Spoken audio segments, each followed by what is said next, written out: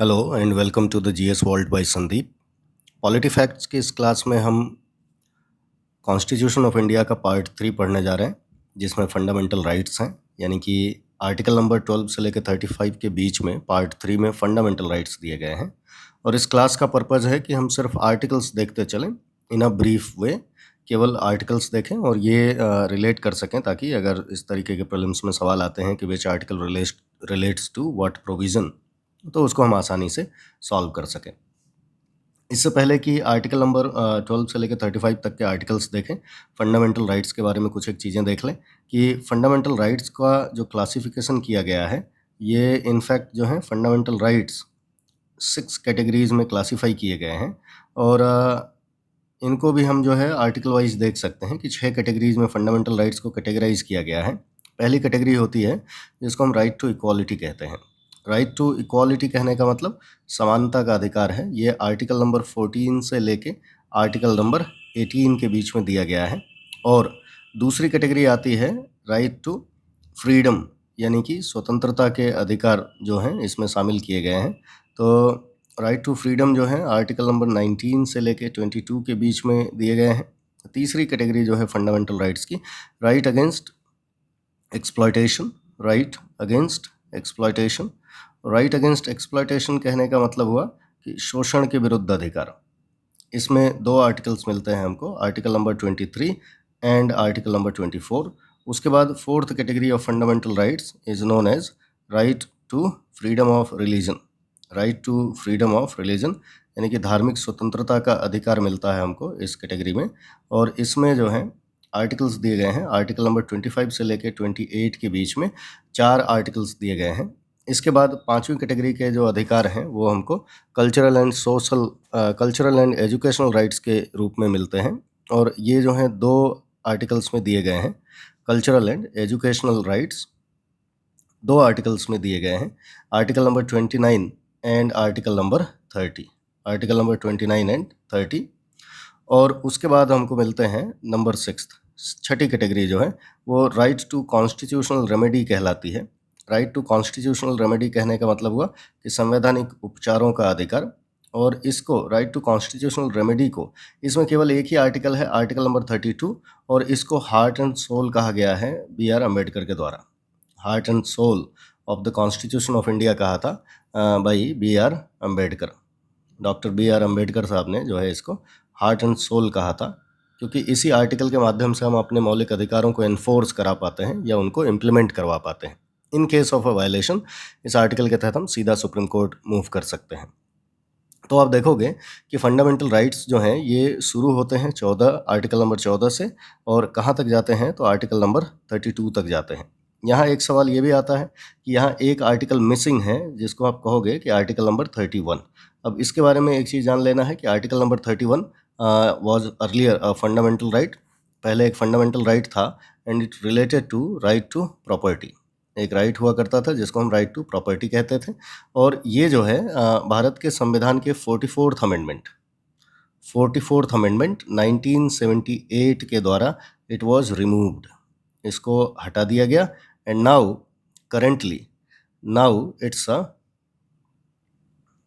It's a legal right. अब क्या है, ये लीगल राइट है under article number 300A। Under article number 300A, ये ध्यान रखना है। तो right to property article number 31 में हुआ करता था, इसको हटा दिया गया है by the 44th amendment of the constitution and now it's a legal right under article number 300A। ये फैक्ट याद रखेंगे।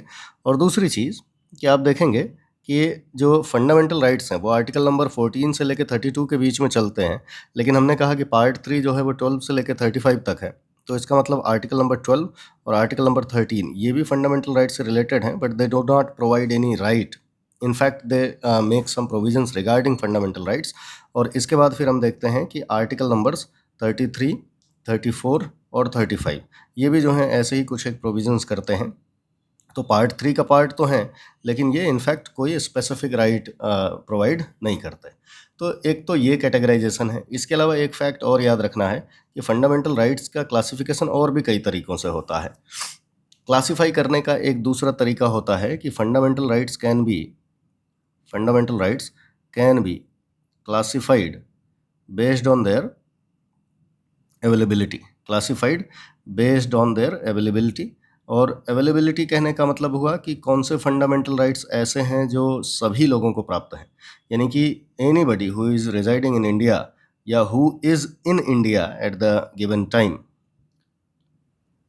उसको मिलेगा कि नहीं मिलेगा, या कौन सा फंडामेंटल राइट ऐसा है जो केवल सिटीजन्स को प्राप्त है।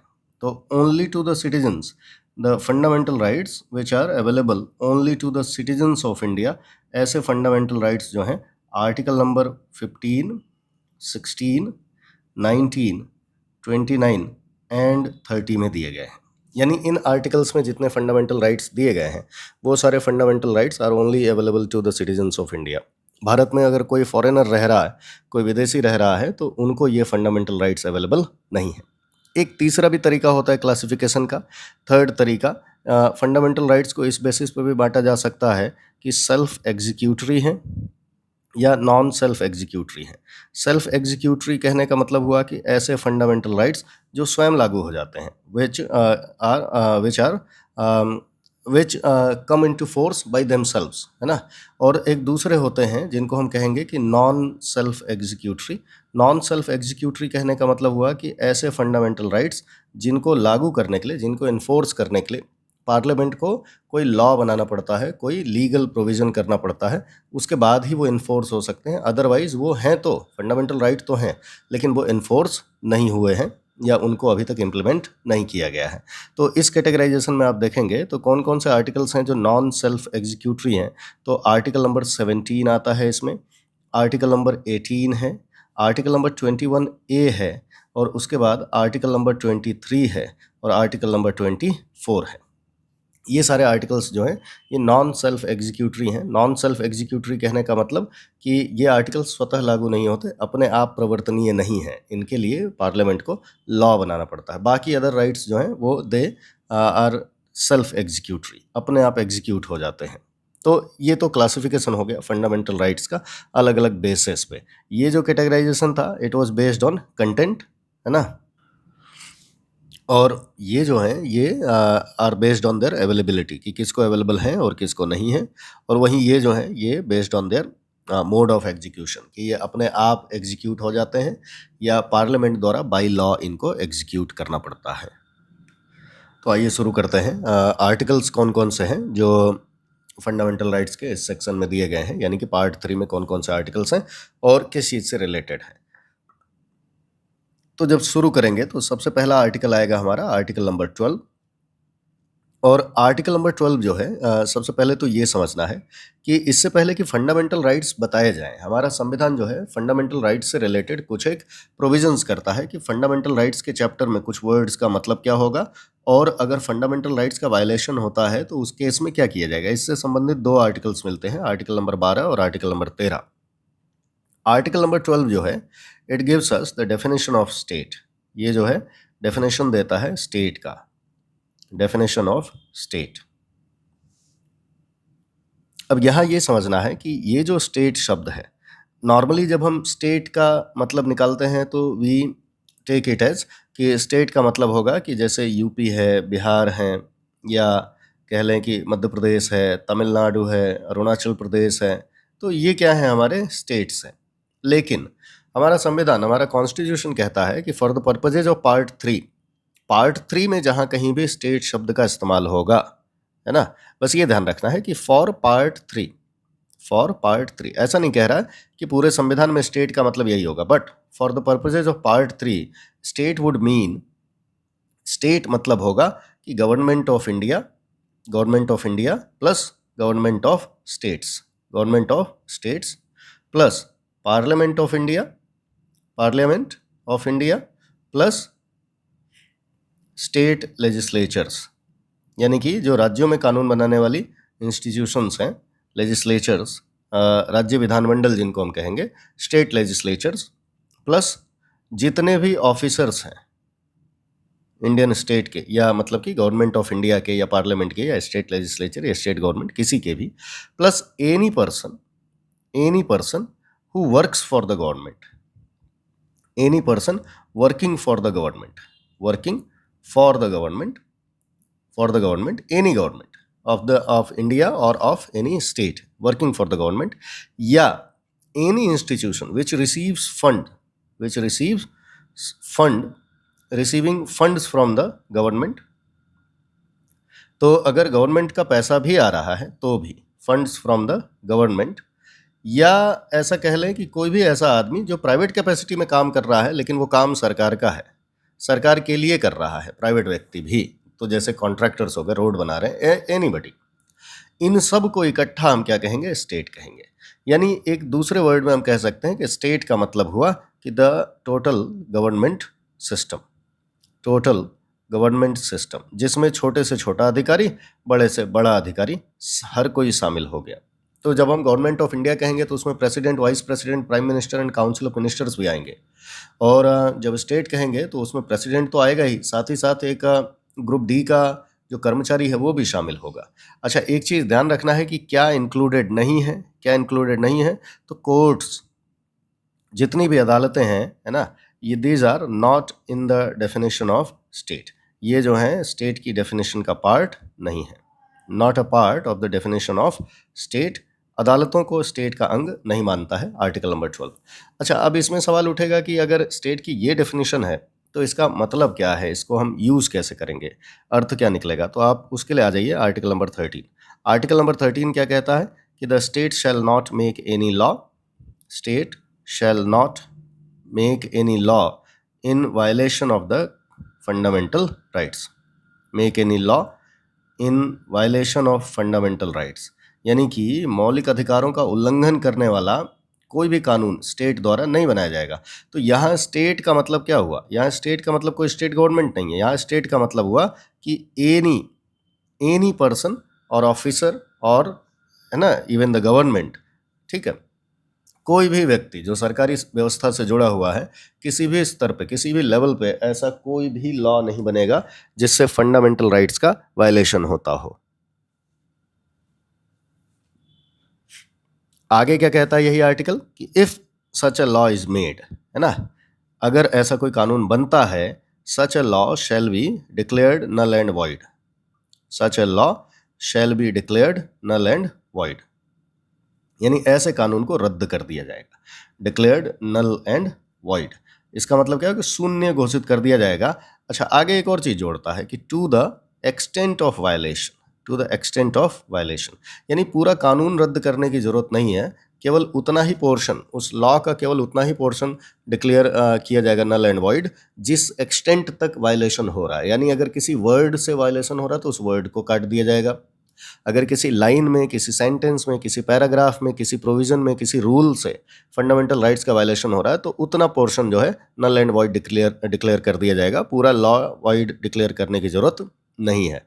अच्छा, इससे एक चीज़ और निकल के आती है, आपके मन में एक सवाल उठेगा कि कौन डिक्लेयर करेगा भाई, कौन रद्द करेगा ऐसे कानून को? नल एंड वॉइड कौन डिक्लेयर करेगा? तो जुडिशरी ही करेगी, और जुडिशरी में कॉन्स्टिट्यूशनल कोर्ट्स केवल high court and supreme court होती है। तो जुडिशरी को ये आर्टिकल एक पावर भी देता है जिसको हम जुडिशियल रिव्यू का पावर कहते हैं। जुडिशियल रिव्यू, है ना, the power of judicial review, ये ओरिजिनेट होता है आर्टिकल नंबर 13 से, जिसको हम हिंदी में न्यायिक पुनरावलोकन कहते हैं।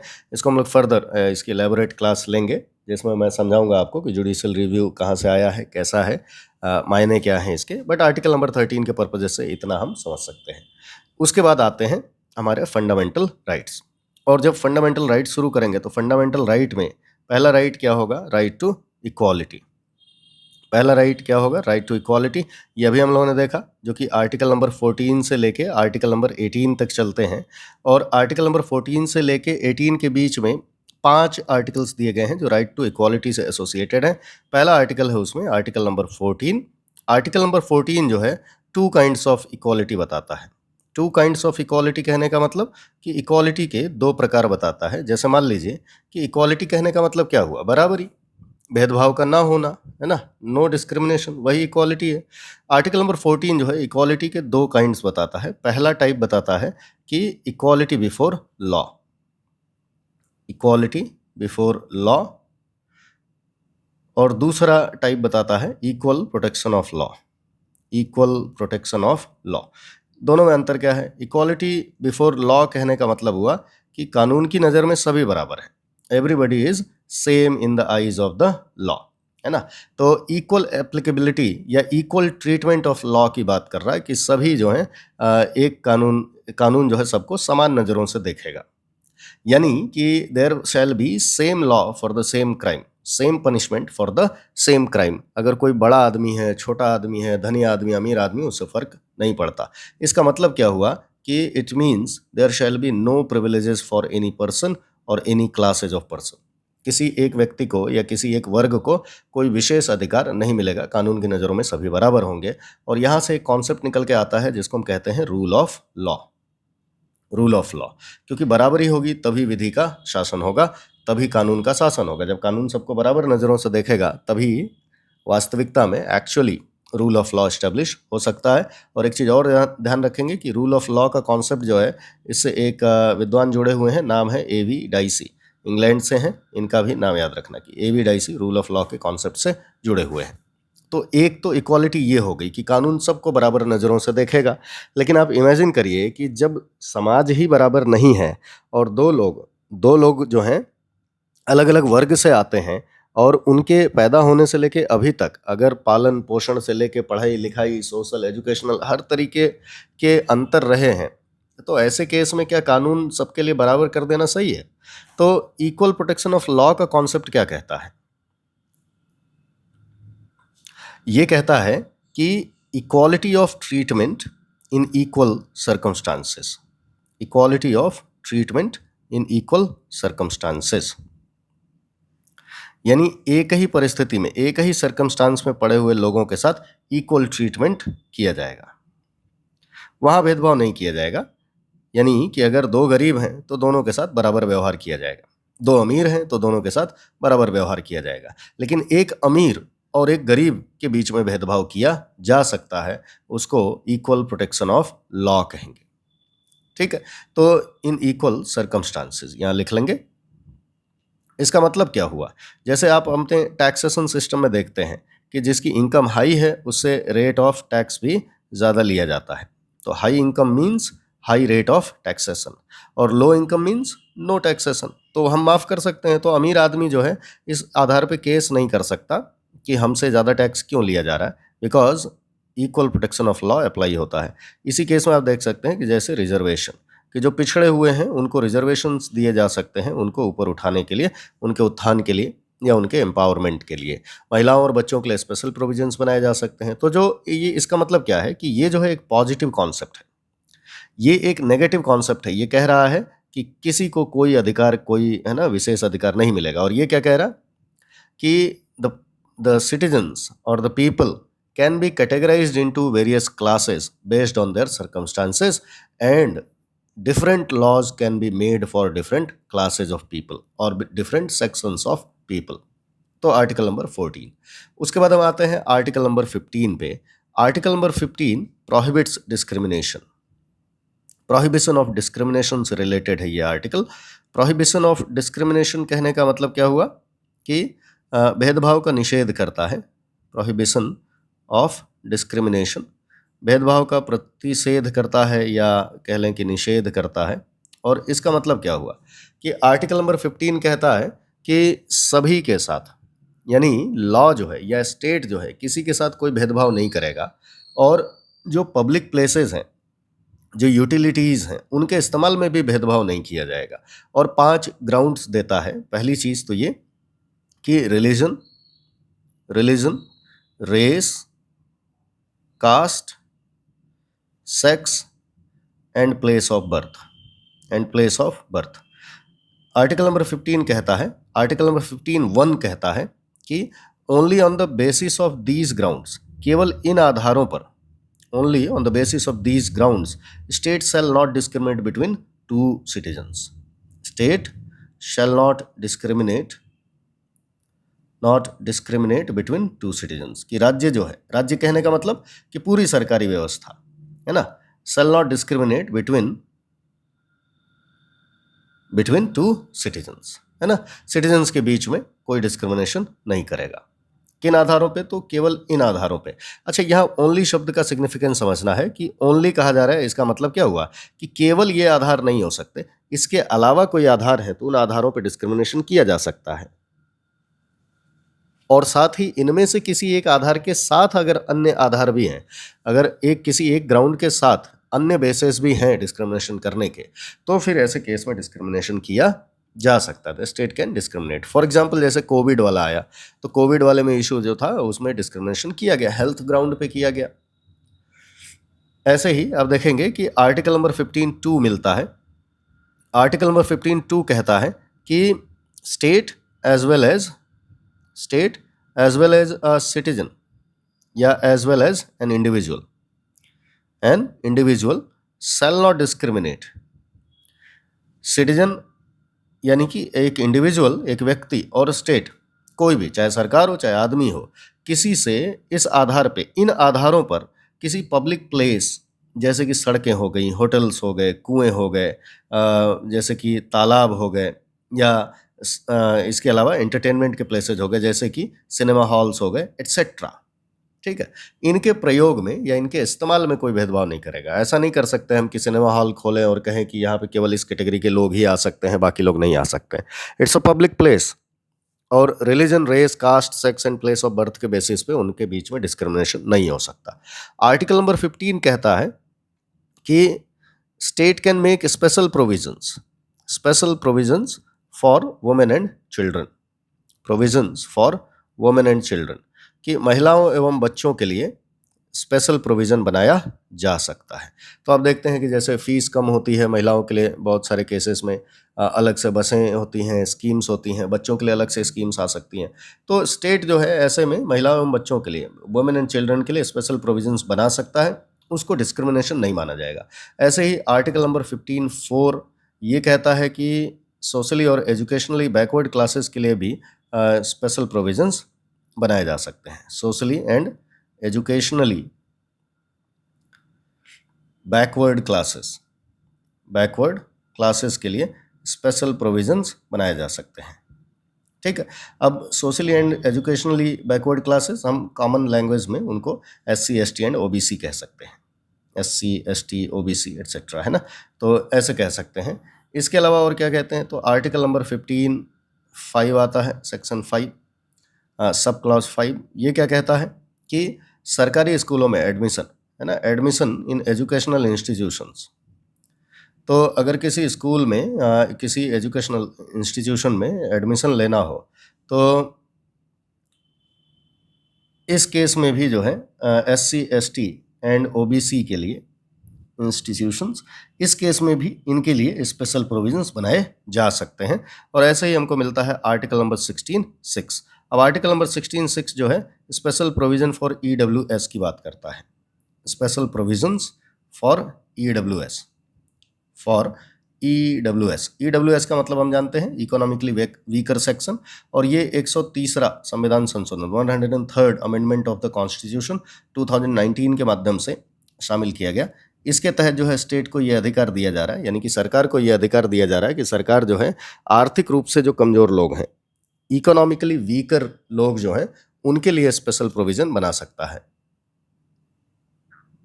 तो अब अगर इस डिस्कशन को हम ध्यान से देखें, तो अभी इससे पहले हम लोगों ने पढ़ा कि आर्टिकल नंबर 14 दो तरीके की इक्वालिटी की बात करता है, equality before law and equal protection of law.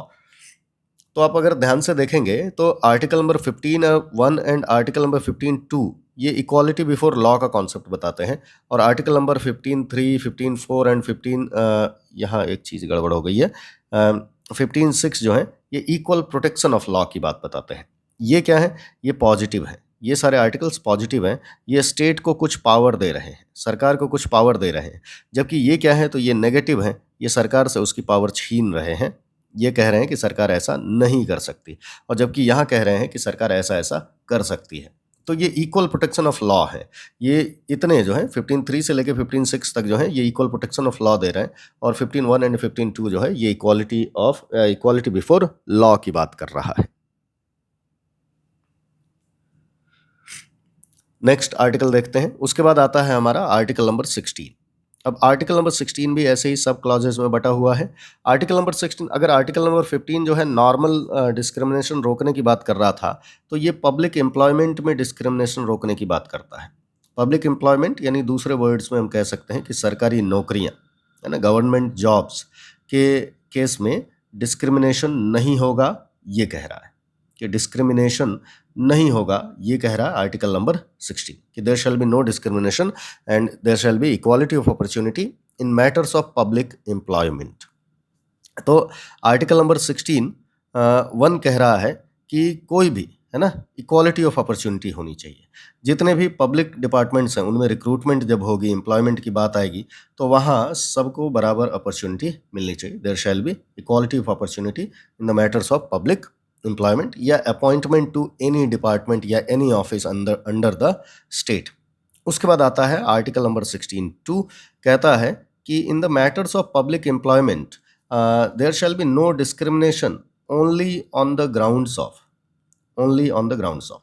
तो ये ग्राउंड्स बताता है, बेसिस बताता है कि किन किन बेसिस पे केवल डिस्क्रिमिनेशन नहीं हो सकता। तो कौन कौन से बेसिस बताता है? तो just like article number 15, religion, race, caste, sex, place of birth, place of birth, और एक एक्स्ट्रा डायमेंशन इसमें और जोड़ जाता है जिसको हम कहते हैं plus residence.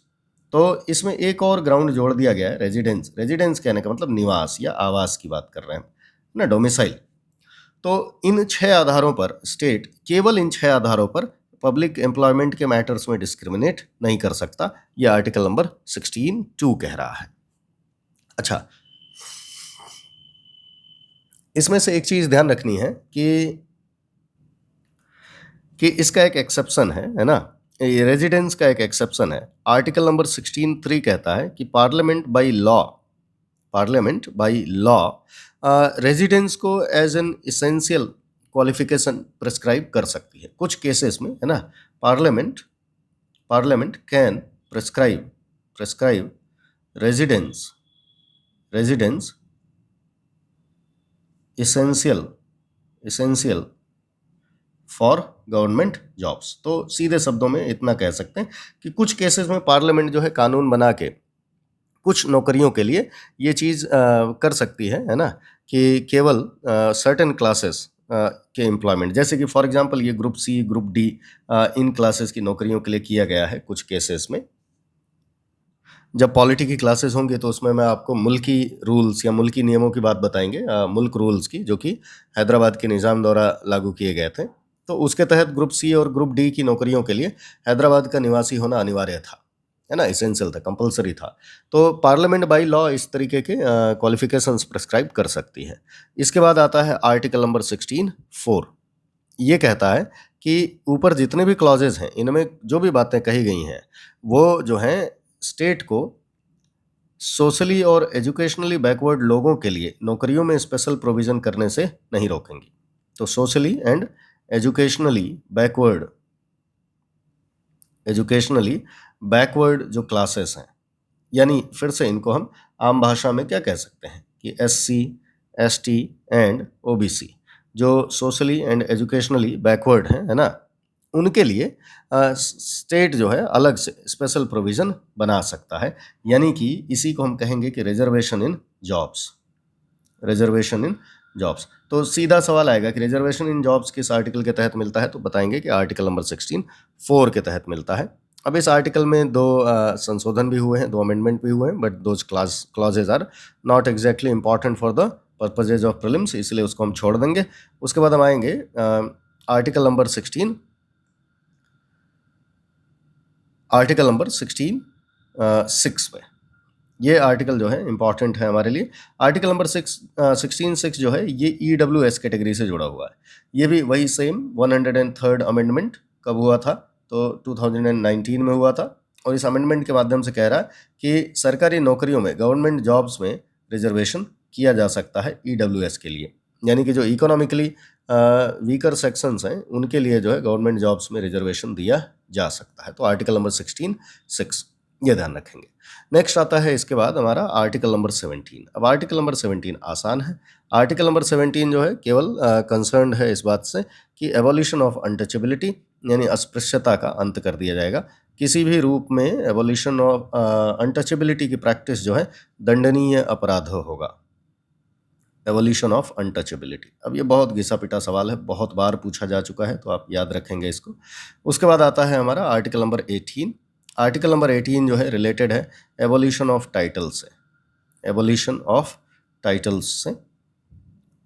Evolution of titles कहने का मतलब हुआ कि the state shall not give titles to somebody. Title देने का मतलब क्या हुआ कि अगर किसी को उपाधि दी जाती है, फॉर एग्जांपल जैसे ब्रिटेन में नाइटहुड की उपाधि दी जाती है सर की, तो उस प्रकार से कि राय बहादुर, राजा, दीवान, है ना, इस प्रकार की उपाधियां जो हैं state shall not give to any citizen, anybody. और क्या कह रहे हैं कि लेकिन इसके एक्सेप्शन भी बता रहा है। आर्टिकल नंबर 18 जो है 2 एक्सेप्शंस भी बताता है कि military and academic titles can be given.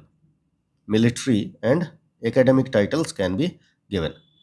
तो मिलिट्री टाइटल्स कहने का मतलब क्या हुआ कि जैसे अगर कोई कर्नल है तो वो अपने नाम के आगे कर्नल लगा सकता है, कोई मेजर है तो मेजर लगा सकता है, मेजर जनरल है तो मेजर जनरल लगा सकता है। तो ये मिलिट्री टाइटल्स दी जा सकती हैं। और एकेडमिक टाइटल्स कहने का मतलब कि कोई इंजीनियर है तो अपने नाम के आगे इंजीनियर लगा सकता है, डॉक्टर है तो अपने नाम के आगे डॉक्टर लगा सकता है।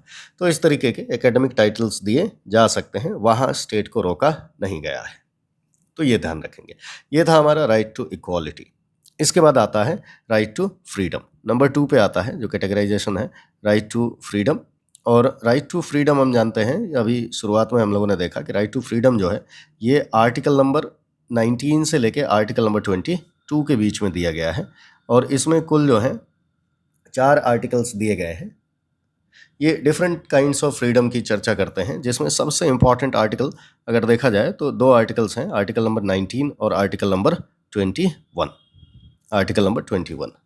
आर्टिकल नंबर 19 जो है ये जुड़ा हुआ है, ये in fact it provides a bunch of rights. ये गुच्छा प्रदान करता है ढेर सारे राइट्स का, जिसको हम कैसे देखेंगे तो ऐसे देख सकते हैं कि आर्टिकल नंबर 19, आर्टिकल 19(1) यानी कि आर्टिकल नंबर 19 उसका सब क्लॉज 1 और उस सब क्लॉज 1 का part A. Article number 19(1)(a) जो है freedom of speech and expression की बात करता है। Freedom of speech and expression. इसकी डिटेल्स में हम नहीं जाएंगे क्योंकि डिटेल्ड क्लास में अलग से करूंगा जिसमें फंडामेंटल राइट्स हम लोग प्रॉपर वे में समझेंगे। अभी डिटेल में जाने का कोई मतलब नहीं, हमें सिर्फ आर्टिकल्स देखने हैं। तो 19(1)(a) provides freedom of speech and expression. अभी के लिए ध्यान रखिएगा कि इसी में नोटा यानी कि नन ऑफ द अबव जो इलेक्शन में शामिल होता है वो अधिकार भी है। इसी में right not to sing national anthem ये भी एक अधिकार है। इसी के तहत right to hoist national flag है ना, झंडा फहराने का अधिकार भी शामिल है। इसी के तहत मीडिया के राइट्स भी शामिल हैं। इसी के तहत राइट टू इन्फॉर्मेशन भी शामिल है। तो बहुत सारे राइट्स जो हैं 19(1)(a) से निकल के आते हैं, वो सारा हम लोग आगे चल के किसी क्लास में डिस्कस करेंगे। उसके बाद आता है article number 19(1)(b). Article number 19(1)(b) is associated with right to assemble peacefully.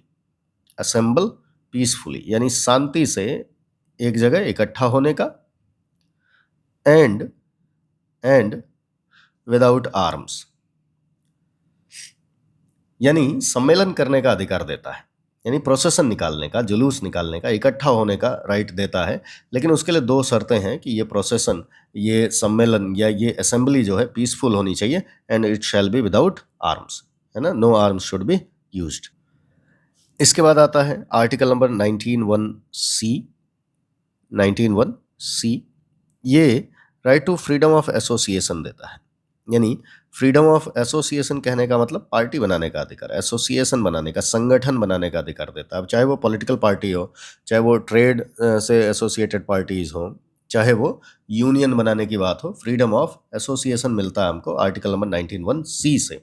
यानी यूनियंस बनाने का भी, एसोसिएशन, यूनियन। और एक चीज़ ध्यान रखेंगे कि इसी में 97th अमेंडमेंट करके, 97th अमेंडमेंट 2011 में आया था। तो 97th अमेंडमेंट 2011 के माध्यम से एक और अधिकार इसी में जोड़ दिया गया था, एक और वर्ड जोड़ दिया गया था कि कोऑपरेटिव सोसाइटीज़ बनाना भी एक फंडामेंटल राइट है अंडर आर्टिकल नंबर 19(1)(c).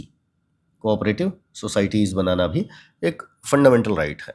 उसके बाद हम आते हैं आर्टिकल नंबर 19(1)(d). ये क्या कहता है? तो right to freedom of movement within the territory of India. Freedom of movement within the territory of India, within the territory of India, territory of India. अब एक चीज़ ध्यान रखेंगे कि फ्रीडम ऑफ मूवमेंट है ना, movement के 3 dimensions होते हैं, इसके 3 डायमेंशंस होते हैं, है ना। अब 3 डायमेंशंस कहने का मतलब कौन कौन सा, कि with in the territory, with in India, with in India एक डायमेंशन हो गया कि विद इन इंडिया, दूसरा हो गया अब्रॉड, बाहर जाने का अधिकार, और तीसरा हो गया तो right to return, right to return, कि अगर आप बाहर गए हैं तो आपको वापस आने का भी अधिकार होगा। अब ये दोनों डायमेंशंस जो हैं they are covered by article number 21, ये आर्टिकल नंबर 21 के तहत कवर्ड होते हैं, और ये जो हैं ये आर्टिकल नंबर 19(1)D के तहत कवर किए गए हैं।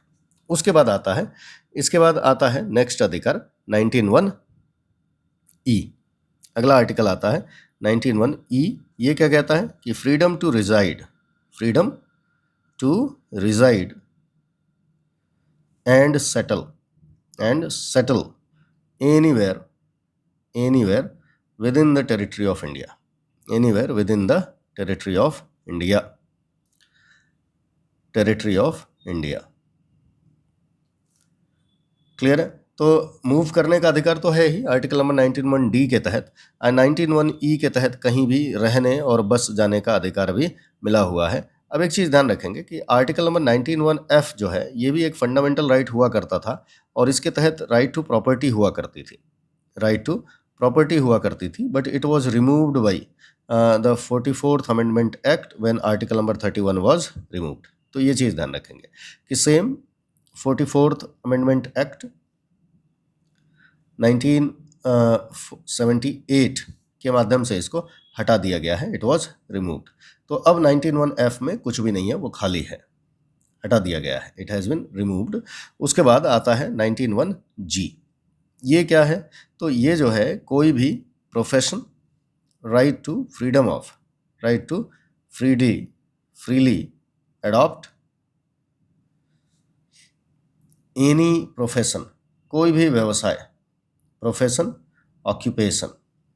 ऑक्यूपेशन और ट्रेड और बिजनेस, ट्रेड और बिजनेस। तो आप कोई भी प्रोफेशन अपना सकते हैं, कोई भी ऑक्यूपेशन अपना सकते हैं, कोई भी ट्रेड कर सकते हैं, कोई भी बिजनेस कर सकते हैं। तो इस तरीके से हम देखते हैं कि आर्टिकल नंबर 19(1) जो है 6 राइट्स देता है, 6 राइट्स देता है अपने आप में, जो कि फ्रीडम ऑफ एन इंडिविजुअल से रिलेटेड है। अच्छा, इसका एक चीज़ और ध्यान रखना है कि आर्टिकल नंबर 19(1) के तहत जितने भी अधिकार दिए गए हैं दे आर नॉट एब्सोल्यूट, ये एब्सोल्यूट राइट्स नहीं है, इन पे रीजनेबल रेस्ट्रिक्शंस लगाए जा सकते हैं, और इनफैक्ट लगाए भी गए हैं। एंड द ग्राउंड्स में भी मेनी, जैसे कि on the ground of national security, integrity of India, morality, public decency, public order, interests of minorities, interests of tribals, इस तरीके के कुछ आधारों पर इन पे हम प्रतिबंध लगा सकते हैं, कुछ रेस्ट्रिक्शंस लगाए जा सकते हैं। उसके बाद आता है article number 20। Article number 20 is associated with protection in respect of, protection in respect of conviction for offenses, यानी अगर किसी ने कोई अपराध किया है, किसी ने कोई ऑफेंस किया है, किसी ने कोई क्राइम किया है, तो उसको कोर्ट में कन्विक्ट किया जाएगा, उसका अपराध सिद्ध किया जाएगा, यानी उसका जो क्राइम है उसको प्रूव किया जाएगा। तो क्राइम प्रूव करते समय जब उसको दोषी ठहराया जाएगा, जब उसको अपराधी या क्रिमिनल ठहराया जाएगा, है ना, घोषित किया जाएगा, तो उसके रिगार्डिंग कुछ एक प्रोटेक्शंस होने चाहिए, वो आर्टिकल नंबर 20 देता है। प्रोटेक्शंस क्या क्या है? पहली चीज़ तो ये है कि जब तक कोई कानून नहीं होगा तब तक किसी काम को अपराध नहीं माना जाएगा, कि अगर कोई कानून किसी चीज़ को अपराध घोषित करता है तभी उसको अपराध माना जाएगा, है ना। If there is no law then an action can not be termed as an offence, और जो लॉ उस पर्टिकुलर क्राइम के होने के समय लागू था उसी लॉ के अकॉर्डिंग सज़ा दी जा सकती है। बाद में अगर कोई लॉ बना है और सज़ा बढ़ा दी गई अगर, तो वो सज़ा पहले के किए गए जुर्म पे, पहले के किए गए क्राइम पे लागू नहीं होगी। इसको हम कहते हैं no ex post facto legislation, no ex post facto legislation, यानी कि या यहाँ पे थोड़ा सा और ऐड कर लेंगे, criminal legislation, no ex post facto criminal legislation, कि आपराधिक मामलों में बाद में कानून बना के पहले किए गए किसी अपराध की सजा नहीं हो सकती। तो कोई अपराध अगर आज हो रहा है तो आज के समय में इस पर्टिकुलर पॉइंट ऑफ टाइम पे जो कानून लागू है उसी कानून के तहत सजा होगी, भले बाद में 20 साल बाद क्यों ना हो सजा, बट इसी कानून के तहत होगी। बाद में जो कानून बने हैं वो आज के अपराध पे लागू नहीं होंगे। और दूसरा क्या है कि नो डबल जेपार्डी, नो डबल जेपार्डी, इसका मतलब क्या है कि एक ही सजा, एक ही अपराध की एक से अधिक बार सजा नहीं हो सकती, है ना, दोहरी सजा नहीं हो सकती, सेम अपराध की बार बार सजा नहीं हो सकती। क्लियर है? अच्छा, लेकिन इसमें एक चीज और, ये किस पे लागू होता है? Only in criminal matters, only in criminal cases लागू होता है, सिविल केसेस में ये लागू नहीं होता। सेम ऐसे ही ऊपर वाला भी केवल क्रिमिनल लेजिस्लेशन में लागू होता है, सिविल केसेस में लागू नहीं होता। अगर किसी को एक क्रिमिनल पनिशमेंट और एक सिविल पनिशमेंट साथ में दी जाए तो ये प्रोविजन लागू नहीं होता। वो मैं समझाऊंगा आपको आगे की किसी क्लास में, जब पॉलिटी शुरू करेंगे हम लोग क्लासेस तब। इसके बाद तीसरी चीज़ क्या है कि no one can be compelled to convict himself, no one can be compelled to be a witness against himself, किसी को अपने विरुद्ध गवाही देने को बाध्य नहीं किया जा सकता, यानी कन्फेशन नहीं कराया जा सकता, जबरदस्ती मार पीट के टॉर्चर करके कन्फेशन, ये सारी चीजें नहीं करवाई जा सकती, है ना। तो ये आर्टिकल नंबर 20 हुआ। उसके बाद आता है हमारा आर्टिकल नंबर 21। अब आर्टिकल नंबर 21 जो है बहुत ही छोटा सा आर्टिकल है, लेकिन इसका एक्सपेंशन बहुत ज़्यादा हुआ है, इसका इवोल्यूशन बहुत ज़्यादा हुआ है। और in fact article number 21 is one of the most evolved articles of the constitution of India. लेकिन अभी इस पर्टिकुलर क्लास में हम लोग उसका इवोल्यूशन और उसमें कौन कौन से और इन्फर्ड राइट्स हैं या सुप्रीम कोर्ट द्वारा डिक्लेयर्ड राइट्स हैं वो डिस्कस नहीं करेंगे। बस इतना जान लीजिए कि article number 21 is related to right to life and personal liberty, यानी प्राण एवं दैहिक स्वतंत्रता का अधिकार देता है। और आर्टिकल नंबर 21 क्या कहता है कि the state shall not deprive a person of his life and personal liberty except for the procedure established by law, तो आर्टिकल नंबर 21 क्या कह रहा है कि किसी भी आदमी को विधि के स्थापित प्रक्रिया यानी कि प्रोसीजर एस्टेब्लिश्ड बाय लॉ, या हल्के फुल्के शब्दों में कह सकते हैं कि कानून की इजाजत के बगैर किसी को उसके प्राण और उसकी स्वतंत्रता से वंचित नहीं किया जा सकता, है ना। Can not be deprived of his life और पर्सनल लिबर्टी, आर्टिकल नंबर 21 कह रहा है। इसके बाद आता है article number 22, right to freedom का लास्ट आर्टिकल है आर्टिकल नंबर 22। इससे पहले कि आर्टिकल नंबर 22 आए, एक चीज़ और ध्यान रखेंगे कि इसमें एक और आर्टिकल जुड़ा हुआ है, article number 21A। Article number 21A ये जो है 86th अमेंडमेंट से भारत के संविधान में शामिल किया गया था, 86th अमेंडमेंट 2002 के माध्यम से, and it provides right to education, it relates with right to education. इतना जान लेना अभी के लिए पर्याप्त है। उसके बाद आता है हमारा आर्टिकल नंबर 22। आर्टिकल नंबर 22 जुड़ा हुआ है प्रोटेक्शन अगेंस्ट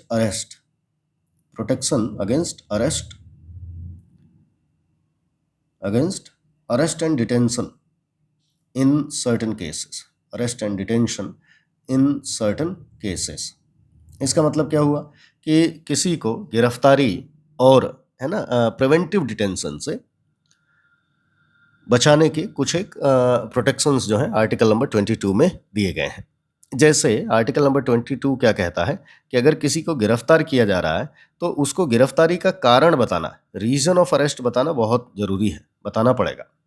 और केवल उसको ही नहीं बल्कि उसके किसी रिलेटिव, ये सुप्रीम कोर्ट ने कहा कि उसके किसी रिलेटिव, किसी नोन पर्सन को भी बताना बहुत ज़रूरी है, रीजन ऑफ अरेस्ट, ताकि उसका डिफेंस वर्क किया जा सके ना, उसके लिए वकील किया जा सके। और क्या कहता है कि उसको अपनी पसंद का वकील या कोई लीगल काउंसिल का अधिकार होगा। क्लियर है। और क्या कहता है कि किसी को अगर गिरफ्तार किया गया है तो 24 घंटे के अंदर, है ना, within 24 hours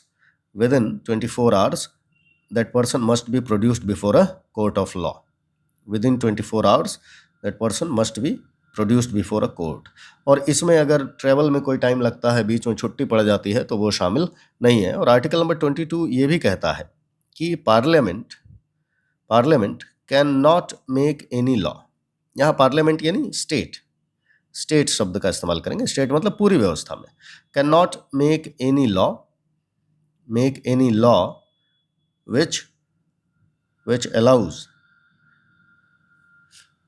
a person to be kept under preventive detention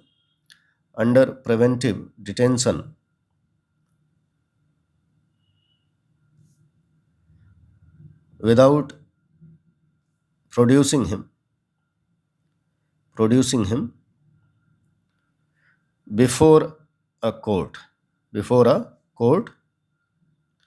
for more than 3 months। तो एक चीज ध्यान रखेंगे कि अरेस्ट जो है 2 तरीके का होता है। एक अरेस्ट होता है जिसमें कि अदालत में कार्रवाई पूरी हो चुकी है और अदालत ने सजा निर्धारित कर दी है और वो सजा देने के लिए किसी को गिरफ्तार किया गया है, तो उसको हम प्यूनिटिव डिटेंशन कहते हैं। वो जुर्म हो जाने के, क्राइम हो चुकने के बाद होता है। लेकिन एक गिरफ्तारी होती है जो किसी क्राइम के होने से पहले होती है, ताकि वो क्राइम हो ना। अगर पुलिस को शक है, सस्पेशन है किसी पे कि ये आतंकवादी हो सकता है या क्रिमिनल हो सकता है, तो पहले भी गिरफ्तार किया जा सकता है, because larger public interest is at stake, है ना। तो ऐसे केस में उसको गिरफ्तार अगर कर लिया गया है तो प्रिवेंटिव डिटेंशन कानून, इसके लिए कुछ एक कानून बनते हैं जिनको हम स्पेसिफिकली, जिनमें इस तरीके की गिरफ्तारी करने का अधिकार पुलिस को दिया जाता है। जैसे ऐसे एग्जाम्पल्स क्या क्या आ जाएंगे, जैसे NSA, नेशनल सिक्योरिटी एक्ट, जैसे PSA, पब्लिक सेफ्टी एक्ट, है ना। तो ऐसे कुछ एक कानून हैं जो इस तरह की गिरफ्तारी करने का राइट या पावर जो है पुलिस को देते हैं। हमारा संविधान क्या कह रहा है कि अगर इस तरीके की गिरफ्तारी होती है, प्रिवेंटिव डिटेंशन किया जाता है केवल on the basis of suspicion so that a crime does not happen, तो ऐसे केस में maximum without producing a person before a court of law, maximum कितने दिन तक हम रख सकते हैं, तो 3 महीने तक।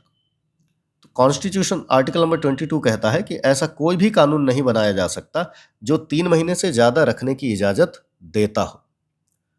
क्लियर है। और अगर 3 महीना हो जाता है तो फिर एक एडवाइजरी बोर्ड होगा जिसमें हाई कोर्ट का सिटिंग जज हो सकता है, रिटायर्ड जज हो सकता है और अन्य लोग हो सकते हैं।